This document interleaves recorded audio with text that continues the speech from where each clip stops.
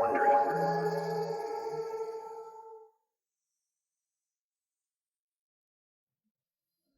It's April 1994 in Pascagoula, Mississippi.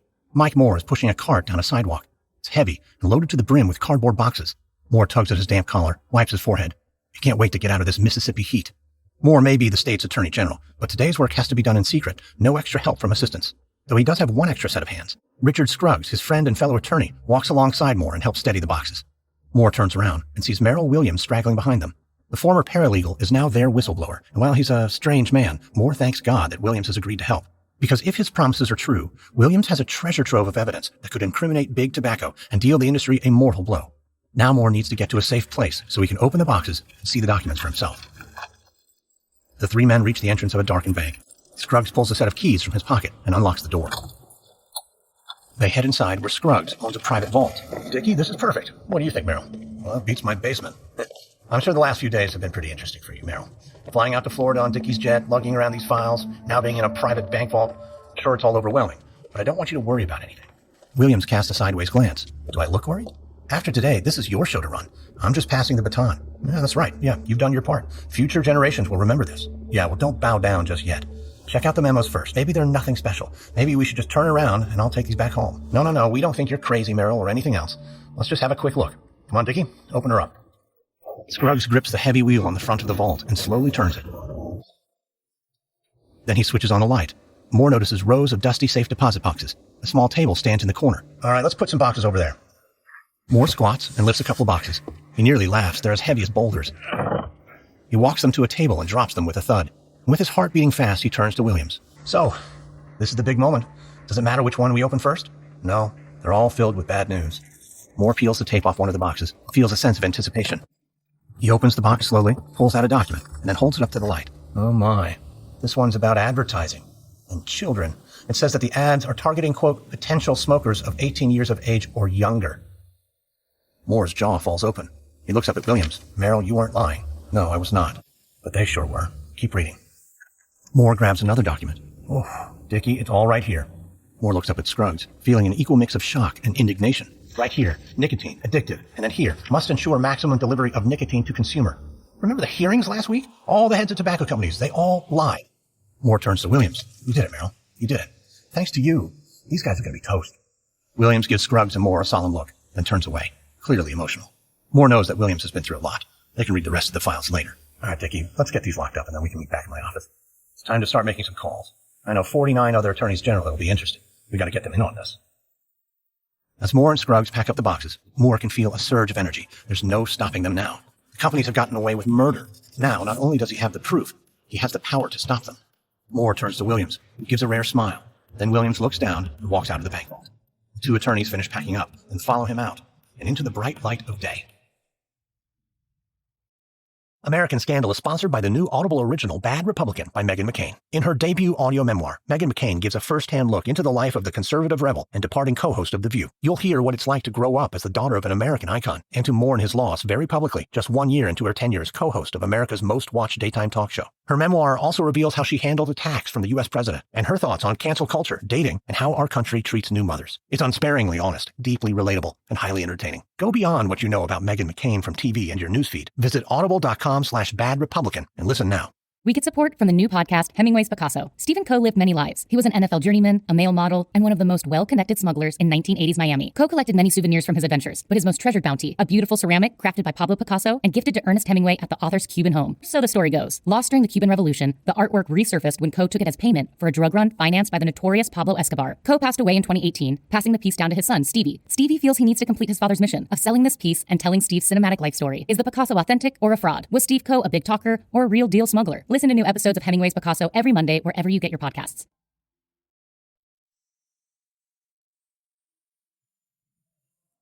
From Wondery, I'm Lindsey Graham, and this is American Scandal.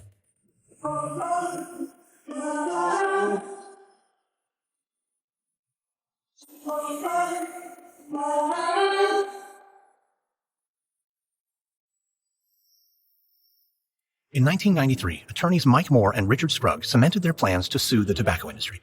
They were convinced a massive lawsuit could bring the industry to its knees, but to win, they needed proof of Big Tobacco's wrongdoings. Moore soon found his first whistleblower, a former paralegal with stolen documents from the cigarette maker Brown and Williamson. Meanwhile, a former tobacco executive named Jeffrey Wigand was also gathering his courage. Coaxed by a relentless journalist, Wigand began disclosing his secrets to members of the government and the media. But tobacco leaders realized that their industry was in peril, and so it was time for Big Tobacco to strike back. This is episode 3, Retaliation. It's May 23, 1994.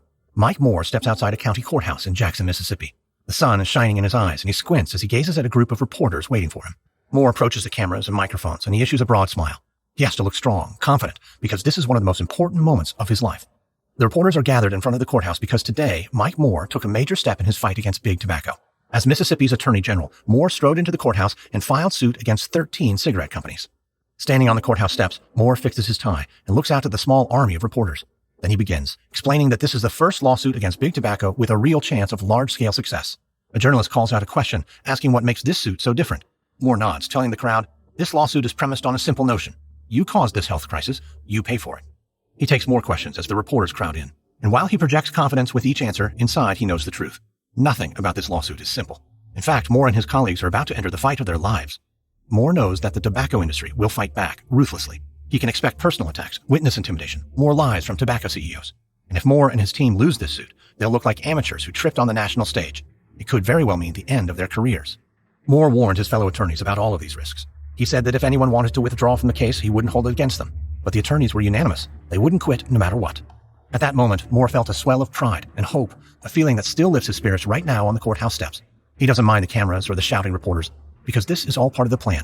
He wants Big Tobacco to see this coverage and understand that he's not going anywhere. It's late May 1994 in Washington, D.C. Mike Moore and Richard Scruggs wait in the hallway outside the office of Congressman Henry Waxman. At their feet are 2 cardboard boxes full of documents. Moore feels impatient and taps his fingers on the armrest of his chair. He made his announcement on the courthouse steps just days ago, and since then, his life has gotten fast-paced. He's called attorneys general across the country and asked them to join his fight against Big Tobacco. Many have said yes, sending him and Scruggs scrambling coast to coast on Scruggs' private jet for meetings. Last night, they were in North Carolina. Now they're in the nation's capital. Moore rubs his eyes and sips at a paper cup of coffee. He's exhausted, but this might be the most critical meeting yet. Congressman Henry Waxman has worked in government for decades, and since his first day in office, he's been a major opponent of Big Tobacco. Moore knows that that's why he has to see the incredible evidence that Merrill Williams stole and stashed away in his basement. Moore believes that once Waxman gets a glimpse of the documents they brought today, the congressman will take a public stand. He'll support their lawsuit, Moore hopes, and that in turn will convince Big Tobacco that it can't win this legal battle. Instead, the industry will be forced to negotiate a massive settlement on Moore's terms. The door to Waxman's office creaks open, and Moore and Scruggs stand. The congressman bounds forward in a crisp suit. Waxman smiles and shakes hands, then turns his attention to the cardboard boxes on the floor, asking what's inside. Moore replies that it would be better to discuss this in a private setting. Waxman understands. Moore and Scruggs then lift the boxes and follow Waxman into his office. The congressman closes the door behind them. Once inside the office, Moore and Scruggs march over to Waxman's desk and drop the heavy boxes. Moore turns to the congressman and cuts to the chase. They've brought tobacco company internal documents, courtesy of a concerned citizen. Waxman steps away from the boxes, as if they're somehow tainted. Moore breathes, composing himself.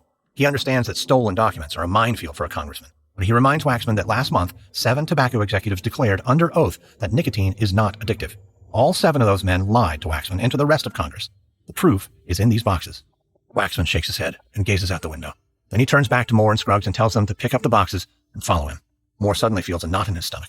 He wonders whether this was a mistake, a miscalculation. But then Waxman smiles and looks profoundly satisfied. He waves them forward and says that he's waited 30 years for this moment, pats Mike Moore on the shoulder. The 3 walk down the hall and turn into another office, where several aides sit in front of computers. Waxman orders them to drop what they're doing. They now need to start preparing written summaries of everything inside these boxes. Waxman turns to Moore with a fiery look in his eyes, announcing that it's time to take action. It's June 1994, and a warm summer night in Louisville, Kentucky. Jeffrey Wigand gazes down at his youngest daughter. She dozed off minutes ago as he read her a children's book. Wigand tightens the blanket over her shoulders and smiles as he softly closes the bedroom door. With everything that's happened lately, it feels good to be home again. Wigand recently returned from Maryland. It was there he met with the commissioner of the FDA, one of the highest-ranking officials in President Bill Clinton's administration. Right now, the FDA is considering whether to regulate nicotine as a drug. The commissioner was eager to learn about the way the tobacco industry manipulates nicotine levels in cigarettes. Wigand had pointed him towards secret patents that B&W held in Brazil, patents for a tobacco plant with twice the normal nicotine content. After finally breaking his silence, Wigand felt a flood of relief. But while the FDA commissioner pushed Wigand to go public, he refused. He couldn't risk flouting his confidentiality agreement, not with Big Tobacco's appetite for vengeance. Wigand hadn't even told the FDA his true identity. The commissioner only knew Wigand by his code name, research. But tonight, Wigand is just dad. He walks away from his daughter's doorway and heads down the hall. The phone rings, and he stops. It's probably Lowell Bergman again. The journalist likely has more questions about the Philip Morris documents. Wigand is doing his best to help, but he also told Bergman not to call this late. Wigand enters the kitchen and reaches for the cordless phone. Hello? Is there someone there? How are your kids? Wigand suddenly feels like he's being pulled down into the ground. He starts to shake. What? What did you say? They're pretty girls, aren't they? We'll be sad if something happened to them. Stay away from tobacco. Wait, who is this? Hello? Hey? Wigand's breathing grows faster, shorter. He's about to dial 911, but then stops himself. They'll ask too many questions, and there's no point in going upstairs and terrifying his wife about this. He realizes there's only one person he can talk to right now. Hello? Lowell, it's Jeffrey. Jeff, what's up? I got a call. What about? The guy. He just threatened my kids. He said stay away from tobacco or the girls will get hurt. Lowell, I told you this was too dangerous. Jeff, I need you to calm down. Who have you been talking to, Lowell? I haven't told anyone. We're being as careful as we possibly can, but people are going to talk. It's inevitable. Still, I don't want you to be scared. Don't want me to be scared, Lowell. They threatened my kids. Jeff, your family's going to be okay. I have been a reporter my whole life. You think I haven't got calls like that? I've heard it all. It's just empty threats from cowards. They're the ones who are scared, okay? They're scared. They're scared because you know you can beat them. I don't know, Lowell. I don't know. You want to make sure they never call you again? Go public. I've been talking a lot with Mike Wallace. He thinks you should go on tape for 60 minutes, and so do I. No, you gotta be crazy. No, I am serious. This isn't the time to run away. Tell the world what B&W has done. You'll be a hero, and maybe others will come forward. Jeff, you still there? I'm here. You want me to go on your show? I'll think about it. But it's not entirely up to me. I have to convince my wife. Yeah, that's a good idea. Yeah, you do that. It's not gonna be easy. No, it never is. Wigand hangs up, then sees his wife Lucretia standing in the doorway. She says she heard him yelling, and she wants to know if everything is okay. Wigand asks her to sit down. They have a lot to talk about. 9 months later, Jeffrey Wigand sits in a French bistro in downtown Louisville. He takes a bite of food and looks over at his elegantly dressed wife. A nice restaurant, a charcuterie board. This should be a romantic date, Wigand thinks to himself. But he and Lucretia are not on a date, because across the table sits Lowell Bergman, the 60 Minutes producer. Bergman flew in from California that very afternoon, and he's here with an important message. The 60 Minutes team has waited as long as they can. They need to get Jeffrey Wigand on tape. Bergman has come out to Kentucky in person to address any reservations the two may have. Wigand begins to speak, but Lucretia interrupts him. She tells Bergman that a lot has changed since that night her husband said he'd be open to an interview. He started a new chapter in his life, teaching chemistry at a local high school. Unfortunately, she continues, this new chapter only earns him $30,000 a year. She's worried that her husband will go public, and then Brown and Williamson will come after him with a lawsuit. It'll ruin the family financially, and so Lucretia wants to know what 60 Minutes will do to ensure this doesn't happen. Bergman wipes his mouth on a cloth napkin. He admits there's not much he can do to prevent a lawsuit, but they won't be defenseless. He's confident that anti-tobacco lawyers would step forward to represent them free of charge. Wigand puts his hand on top of Lucretia's, but to his surprise, she quickly pulls away, and he can tell her anger and worries are about to come spilling out. Lucretia turns back to Bergman and tells him even if they did get free legal counsel, the family is still receiving death threats. She feels more afraid every day. Lucretia says that if she has to choose between exposing the tobacco industry and the safety of her family, she chooses her family. She wants her husband to walk away from this selfish crusade. Bergman starts to explain himself, but Lucretia cuts him off. Wigand feels his chest grow tight, his breath short. For weeks he's felt this way.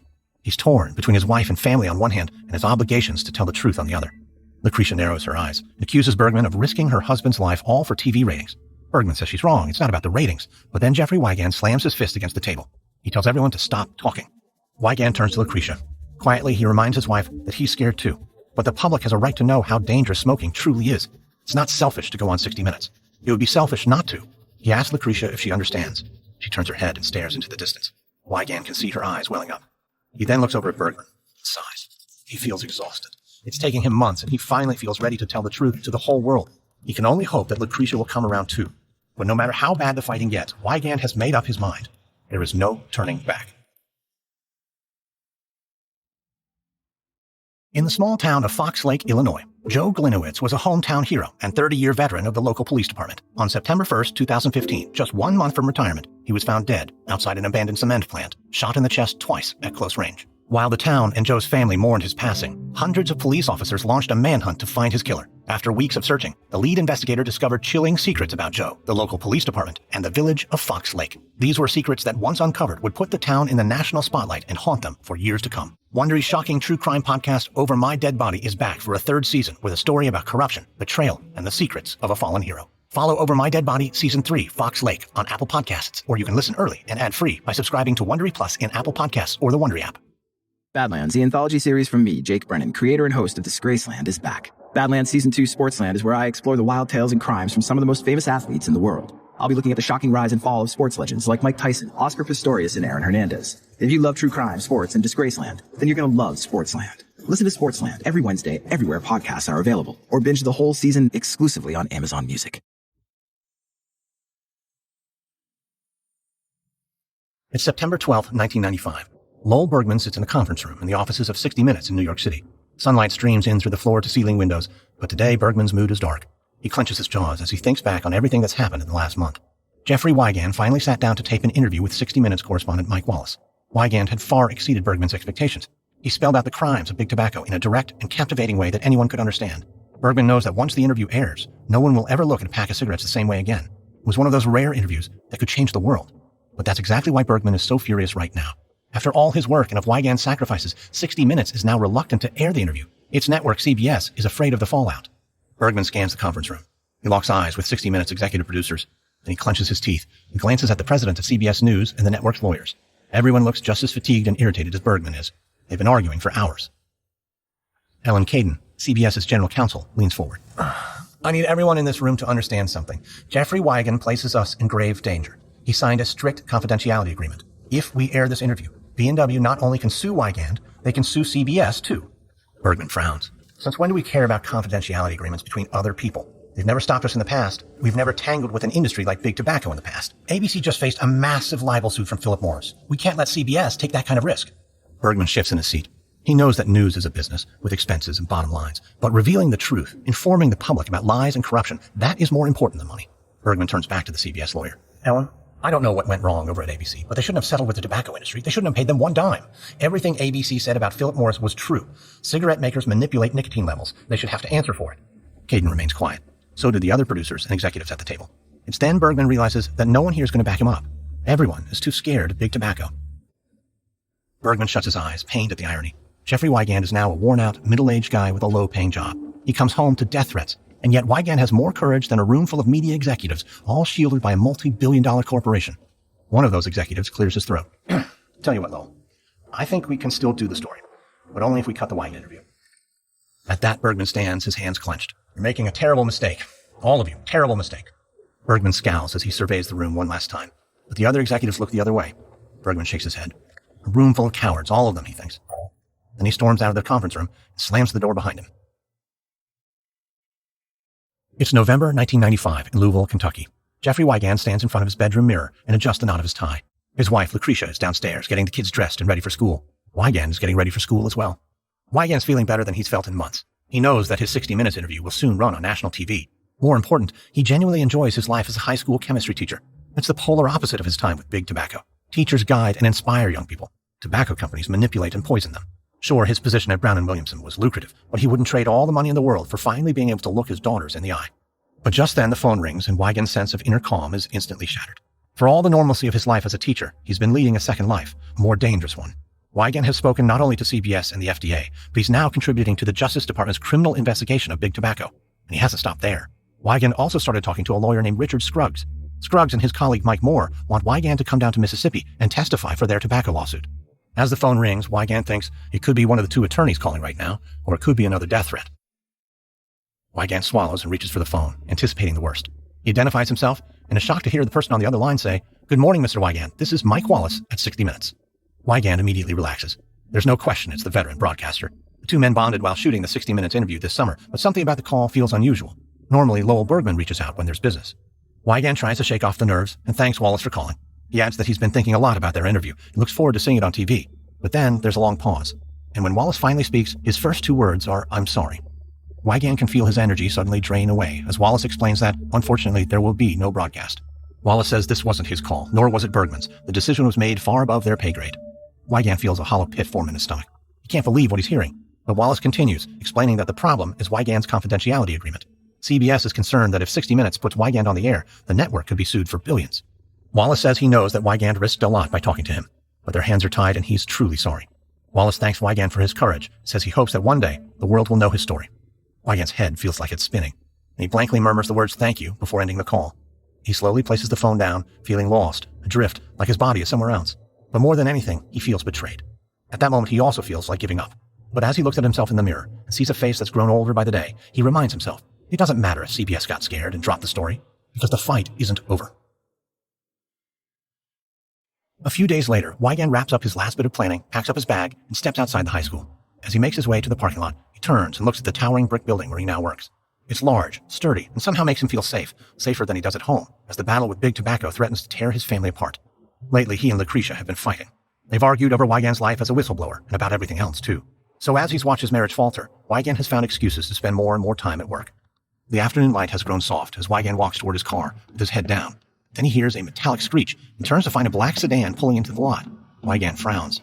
The car's windows are tinted black, and he's never seen it in the faculty lot before. He takes a step backward. Something about this just doesn't feel right. Suddenly, the car accelerates toward Wigand. He feels a cold, heavy sensation as his body goes stiff. He wants to move his legs, but can't. Wigand stares in disbelief as the car rapidly approaches. For a moment, he stops breathing.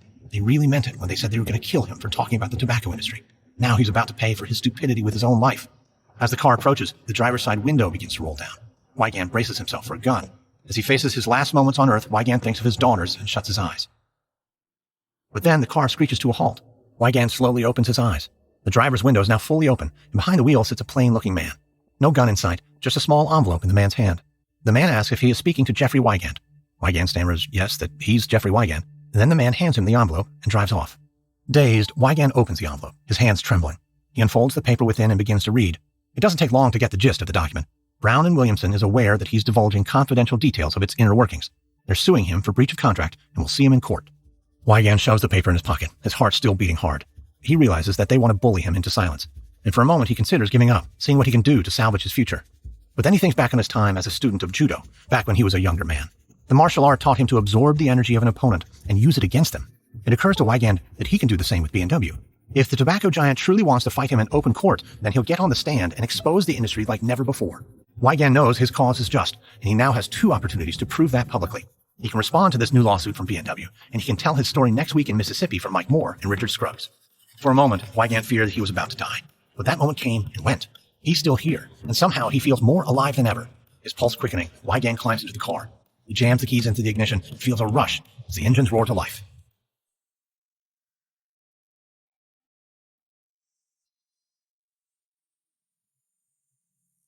It's the morning of November 29th, 1995. Mike Moore stands in front of the courthouse in Pascagoula, Mississippi. He checks his watch and begins to pace. Jeffrey Wigand is late. He was scheduled to give a deposition this morning. If Wigand doesn't show up, Moore's case will be in serious jeopardy. Moore reconstructs the conversation he had with Wigand last month when they met for the first time. In Jeffrey Wigand, Moore had found exactly the person he needed. Sure, Wigand was anxious and prickly, but more important, he was relatable and could recall key conversations and secret industry practices in detail. Moore checks his watch again. Wigand should have been here 20 minutes ago. Moore begins to wonder if Wigand let his fear get the better of him, or if he'd never seriously intended to testify in the first place. Just a few miles away, Jeffrey Wigand sits huddled in the back of a town car as the driver speeds toward downtown Pascagoula. Wigand's flight was delayed, and now he's running late for his court appearance. To Wigand's left is defense attorney Efren Margolin, a genial, white-haired civil liberties lawyer from California. Margolin will be at Wigand's side during today's deposition. But here in the car, Margolin reminds Wigand that today's pretrial hearing should be relatively straightforward. Wigand will be asked a series of questions about his time at Brown and Williamson. All he needs to do is answer truthfully. Wigand responds with a grim nod. The car turns a corner and comes to a stop outside Pascagoula's modest one-story courthouse. Wigand looks out the window and pauses in shock. Despite the wintry morning, there's a crowd gathered at the entrance. Wigand wonders aloud what all the onlookers are doing here. Margolin explains that Wigand is quite possibly one of the most important whistleblowers in the history of the country. Half these people are local reporters who want a glimpse of him. Wigand asks about the other half. Margolin frowns and tells Wigand the truth. They're big tobacco attorneys, here in a show of force. Suddenly, Wigand doesn't want to get out of the car. He has a wild impulse to tell the driver to step on the gas. But instead, he leans back and takes several deep breaths. He feels like a first-time swimmer on the edge of a very high diving board. Margolin adds that it's his duty to inform Wigand that his appearance at today's pretrial deposition is not without risk. Wigand is about to violate an extremely unforgiving confidentiality agreement. There's a slight but real chance that when Wigand returns to Kentucky, he'll be arrested. Wigand swallows hard, looks out the window one more time, and then he decides that he cannot turn back now. Wigand grasps the door handle once again and looks Margolin in the eye. "Let's do it," he says, before stepping out into the cold. A month later, Richard Scruggs sits on the deck of his vacation home in Key West, Florida. He takes a moment to admire the sunset, and then turns his attention back to the document in his hands. It's the transcript of Jeffrey Wigand's testimony, and Scruggs doesn't think he'll ever get tired of reading it. Wigand held nothing back. He even revealed that Brown and Williamson flavored his pipe tobacco with a known carcinogen, a compound similar to the one used in rat poison. B&W's lawyers had objected strongly, but even then, Wigand had simply cleared his throat and kept talking. Scruggs continues writing notes on the transcript when his phone rings. Scruggs walks inside and picks it up. It's his secretary, but she sounds concerned, saying that she doesn't want to disturb him, but she has a reporter from the Washington Post on the line. It sounds urgent. Scruggs says to put the reporter through. And when the reporter is on the line, she explains that she's calling to discuss Jeffrey Wigand. Scruggs says he'd be happy to talk about Wigand. He considers the man a hero. But there's a pause on the other end of the line. The reporter asks Scruggs if he's at all concerned about Wigand's checkered past. Scruggs raises an eyebrow, and the reporter continues. She says there are rumors that Wigand is an abusive husband. Wigand's wife, Lucretia, alleges that he once hit her during an argument. Scruggs sits down heavily as the reporter asks for a response. Scruggs admits he was unaware of any allegations. He asks where she got this information, but the reporter says she's not willing to give that away. So frowning, Scruggs says he has no further comment. He quickly hangs up and then dials Wigand. Scruggs is a direct man. He wants to get to the truth and resolve this matter immediately. The phone rings twice, then Wigand picks up. Scruggs tells him that there's a problem and relays everything he's just heard. There's a long silence. Impatient, Scruggs asks if Wigand has ever hit his wife. Wigand says that it was a misunderstanding. He's struggled with alcohol and tries to drink as little as possible now, but he was drunk the night of the incident with Lucretia. It was a mistake. They had had an argument about Brown and Williamson, and Lucretia had hit him in the back with a coat hanger. She claims that Wigand smashed her nose in return, though he doesn't remember doing this. The police were called, but no charges were made. He and Lucretia had tried their best to put that awful night behind them. Wigand's voice breaks, and Scruggs suddenly feels winded, like he just ran a long race. This could complicate everything about their case. But Wigand doesn't stay quiet, though. He tells Scruggs that it's obvious what happened. B&W hired private detectives to dig into his past and discredit his testimony. Scruggs pauses, nodding his head. He knows that this is right, and he believes Wigand told the truth tonight. The problem is, it may not matter. If Big Tobacco can publicize enough damaging half-truths about Wigand, his credibility will be destroyed, and the landmark case could be compromised. Scruggs sighs, then tells Wigand not to worry. He and Mike Moore will figure out a way to handle this. He tells Wigand to try and get some sleep. They all have more work to do. A month later, in New York City, Mike Wallace paces the length of his office. He stops and pages through a travel itinerary. Wallace, at 77 years old, will soon head to Washington to accept the Robert F. Kennedy Journalism Award. A knock on the door stops his pacing. Wallace looks up, and with his intense gaze focused on the door, he calls the visitor in. The door swings open, and in walks a man in a light gray suit and lavender tie. He wears a broad grin. He reintroduces himself. His name is John Scanlon. Scanlon is a mastermind of public relations. He reminds Wallace that he called earlier this week and said he wanted to come in and talk about Jeffrey Wigand. Wallace fixes Scanlon with an intense and steely gaze. Wallace has crossed paths with Scanlon a few times throughout the years. He doesn't trust him. Still, men like Scanlon can provide useful information, so Wallace is curious to know what Scanlon has to say about Wigand. The two men shake hands and take seats. So, John, you said you wanted to talk about the story we killed, the tobacco whistleblower, right? Yeah, whistleblower is far too generous a term, believe me. Jeffrey Wigand is a total fraud. Fraud? Is that right? Yeah, that's right. Did you know this? Jeffrey Wigand is a wife-beater and a drunk. Now that's a good headline for your next 60 Minutes piece. Wallace squints his eyes and stares at Scanlon. And how do you know all this, John? It's my job to know things, and to make sure other people know them too. People like you. That's very generous of you. I assume you can prove these allegations? Of course I can. But I mostly just wanted to tell you, you did the right thing pulling the Wigand interview. And you don't have to worry. Worry? Why should I worry? About what? Well, about getting sued. My sense is that Brown and Williamson understands the complexities here. That your team was misled by Wigand. That you didn't comprehend all the nuances of the situation. You know, Mike, the tobacco companies are actually quite forgiving, especially since you did the right thing in the end. Wallace can feel a fire burning deep inside him. He's a veteran reporter, and he knows how to maintain a poker face. Well, that's good to know, John. Thank you. You're welcome. And while I'm here, did you have any questions? No, not anymore. Wallace watches as Scanlon strides out of his office with a terrible grin on his face. Wallace exhales slowly. He knows exactly what he has to do. When he's confident that Scanlon is out of earshot, Wallace picks up the phone and dials one of the producers of 60 Minutes. He doesn't mince words. Wallace says they're going to put Jeffrey Wigand on air. The producer tries to fight the order and reminds Wallace that they can't do that. But Wallace has made up his mind. He knows Bergman was right. They made a mistake, and they were cowardly in the face of threats from Big Tobacco. Now they need to make up for it. Wallace says they're going to run the Wigand interview, even if it costs him his job. Next on American Scandal, 60 Minutes broadcasts a legendary interview, while Mike Moore leads the nation's attorneys general in a climactic face-off with the tobacco industry. From Wondery, this is episode 3 of Big Tobacco for American Scandal. If you like our show, please give us a 5-star rating and a review, and be sure to tell your friends. Subscribe on Apple Podcasts, Spotify, the Wondery app, or wherever you're listening right now. Join Wondery Plus in the Wondery app to listen ad-free. You'll also find some links and offers from our sponsors in the episode notes. Supporting them helps us keep offering our shows for free. Another way you can support the show is by filling out a small survey at Wondery.com/survey to tell us what topics we might cover next. You can also find us and me on Twitter. Search for #American Scandal or follow me at Lindsay A. Graham. Be sure to listen to my other podcasts too, American History Tellers and American Elections Wicked Game. A quick note about our reenactments. In most cases, we can't know exactly what was said, but all our dramatizations are based on historical research. If you'd like to learn more about the fight against Big Tobacco, we recommend the book The People vs. Big Tobacco by Carrick Mollenkamp, Adam Levy, Joseph Menn, and Jeffrey Rothfeder. Also, the article The Man Who Knew Too Much by Marie Brenner. American Scandal is hosted, edited, and executive produced by me, Lindsey Graham, for Airship. Audio editing by Molly Bach. Sound design by Derek Behrens. This episode is written by Hannibal Diaz. Edited by Christina Malsberger. Produced by Gabe Riven. Executive producers are Stephanie Jens, Jenny Lauer-Beckman, and Hernan Lopez for Wondery.